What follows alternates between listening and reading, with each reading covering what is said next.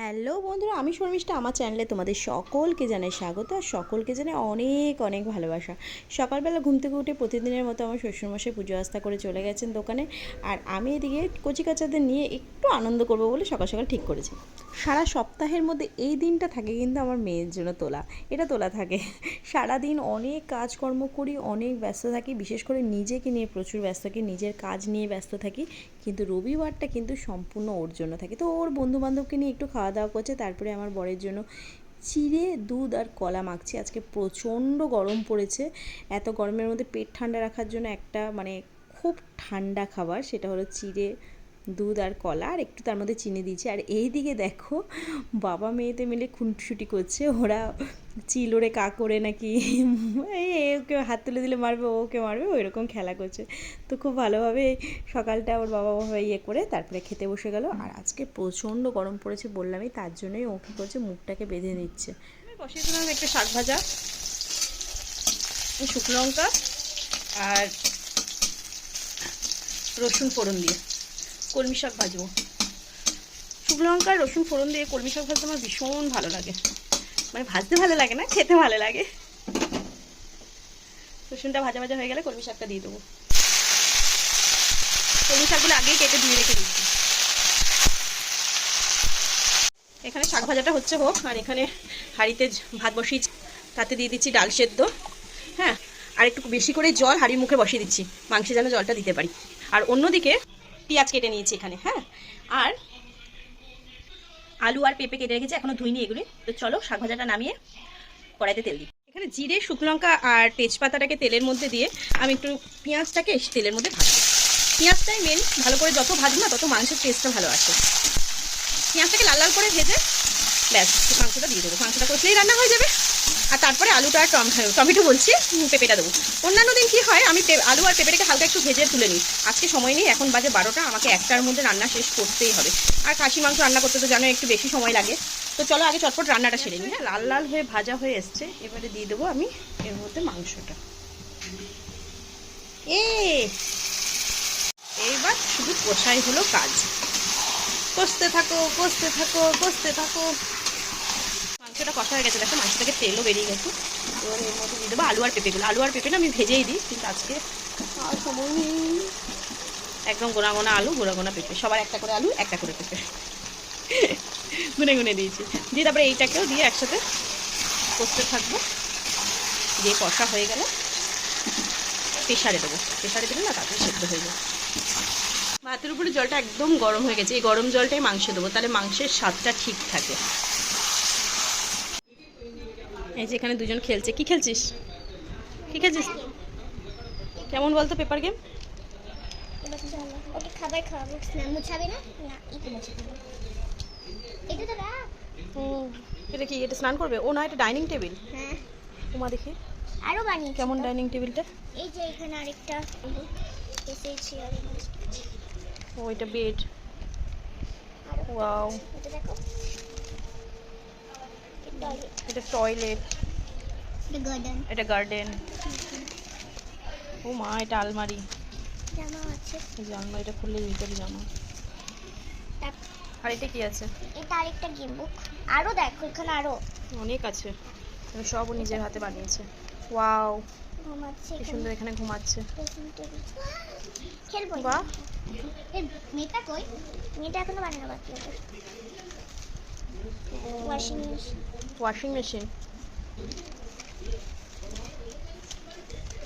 বাহ, খুব সুন্দর হয়েছে। হ্যালো তোমরা। হ্যাঁ, এখানে আলু দিয়ে প্রায় কষা কমপ্লিট, ওইদিকে মেয়ে খেলা করছে। চলো আমার রান্না প্রায় হয়েই গেল। এখানে ভাতটাও হয়েছে, ভাতের মার গালবা একটু বড় হাঁড়িতে বসিয়েছি। যে রুটি খাবে অল্প মাংস রেখে দিয়েছি, রাত্রিবেলা রুটি দিয়ে মাংস করব, মাংস রুটি খাবে।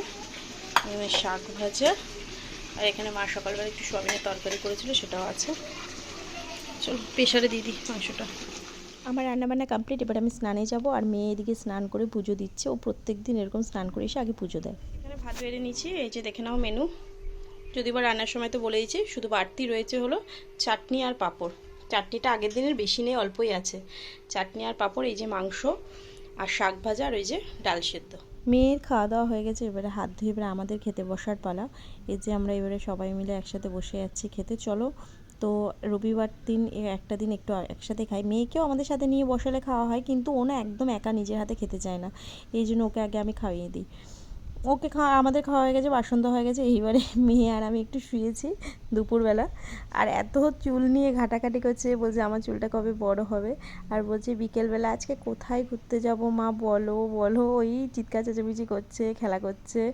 তো ওম করতে করতে ঘুমিয়ে গেলাম। ঘুম থেকে উঠেছি, বিকেল হয়ে গেছে অনেক। আর এদিকে আমি ওই যে অল্প মাংস যেটা রেখেছিলাম সেটাই কী করছি, আমি আদা রসুন পেঁয়াজ সমস্ত কিছু দিয়ে ম্যারিনেশন করে রেখে দিচ্ছি ফ্রিজে। আর এদিকে আমার বরের জন্য বিকেলবেলা কী করেছি, বেলের শরবত বানিয়েছিলাম, সেই বেলের শরবতটা ওকে অল্প দিয়ে দিচ্ছি। আর আমার প্রচণ্ড গরম লাগছে, আর তাছাড়া জানি না হয়তো খাসির মাংস খাওয়ার জন্য হয়েছে কি না, শরীরটা একদম ভালো লাগছে না। এই জন্য আমি একটু গ্লুকন্ডি গুলে নিচ্ছি। এই গরমের মধ্যে না সত্যি বলতে মাছ মাংস খাওয়াটা উচিত নয়, একটু হালকা পাতলা খাওয়া উচিত। কিন্তু সপ্তাহে একটা দিন তো, তাই মনে হয় কি যে না, রবিবার দিনটা আর খাবো না। তো যাই হোক, চলো এই গ্লুকন্ডিটা আমি খেয়ে নিই, খেয়ে তারপরে ঘর টরগুলো ঝাড় দৌড় দিয়ে তারপরে আমরা একটু মেয়েকে নিয়ে বেরোবো ভাবছি। চলো ছাদে যাই। চলে এসেছি ছাদে, একটু গাছে জল দেবো বলে এই যে জলও নিয়ে এসেছি, কারণ ট্যাঙ্কির জল প্রচণ্ড গরম। এই দেখো এখানে বাচ্চারা খেলছে মাঠে। এই গাছটা, এটা নাকি থাইল্যান্ডের জবা। দেখো একদমই জবা পাতার মতো না, এটা না আমাকে একজন গিফট করেছে। সেই কলকাতা থেকে কি কষ্টে নিয়ে এসেছিলাম, তারপরে মারা গেছিলো গাছটা। তারপরে অনেক যত্নে এটা বাঁচিয়ে তুলেছি।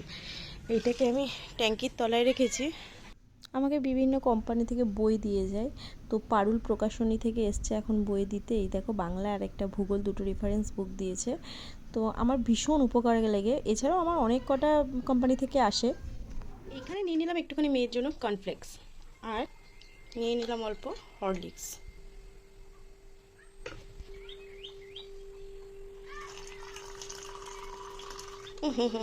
শর্টটা বলে না একদম খায় না, এটাকে তুলে দিতে হবে। এটা খায় না। এই দুধ দেওয়ার কত ঝামেলা জানো। দেখো এই দুধটাকে ভালো করে প্রথমে গুলতে হবে, একটু ভালো করে গুলে নিই, তারপর এটাকে ছাঁকনিতে করে ছাঁকতে হবে। একটু শর্ট থাকলে চলবে না। তারপর এটাকে এই গ্লাসে দিলে হবে না, আবার এই কাপে ঢালতে হবে, তারপর ওনাকে দিতে হবে।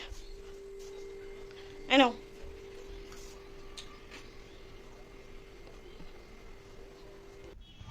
এখন বিকেল 5টা মতো বাজে। তো এই রবিবার দিনটা আমার মেয়েকে নিয়ে আমি একটু ঘুরতে যাই, তো যেখানে হোক কোথায় যাই, কিছু জিনিসপত্র কিনে। আমার নিজেরও কিছু বই কেনা ছিল, পুস্তকালয়ে চলে এসেছে। আর এই দেখো আমার মেয়ে চুলটা নিয়ে কত খুনসুটি করছে। তো এবারে বাড়ি গিয়ে সন্ধ্যা দেবেও।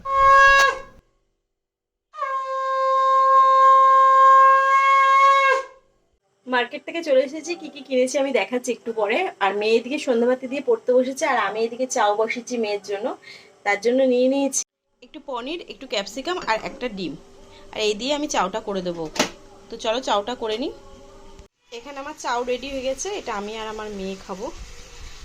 আর যে ম্যারিনেট করা মটনটা রেখেছিলাম সেটা এখানে বসিয়ে দিচ্ছি, কিন্তু ওইটুকু মটনে তো সবার হবে না, তাই অল্প করে পনির বানাবো। তো চলো মেয়েকে এটা দিয়ে দিই।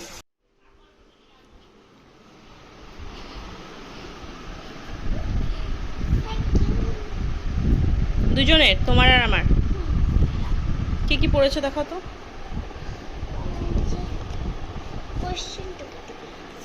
মাই স্কুল প্যারাগ্রাফটা লেখা হয়ে গেছে না, ওটা লিখবো মুখস্থ করে। আর অ্যাক্টিভিটি 6টা করছো? হ্যাঁ।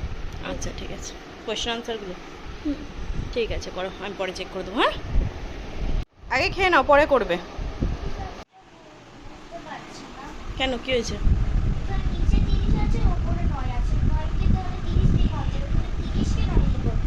ঠিক আছে দেখে দিচ্ছি এক্ষুনি।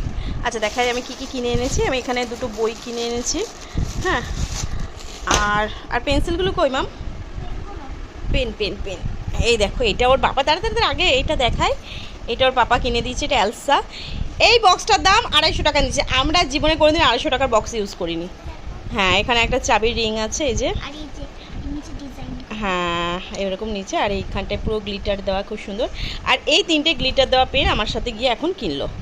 একটা গ্রিন, রেড আর আরেকটা হলো পিঙ্ক।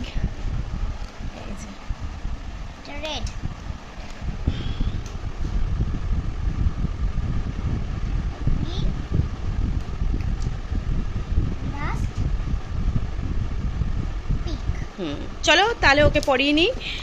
আর ভিডিওটা আমি আজকে এখানেই শেষ করেছি। কেমন লাগছে তোমরা অবশ্যই বলো। বাই বাই করে দাও মাম্মা। Bye bye.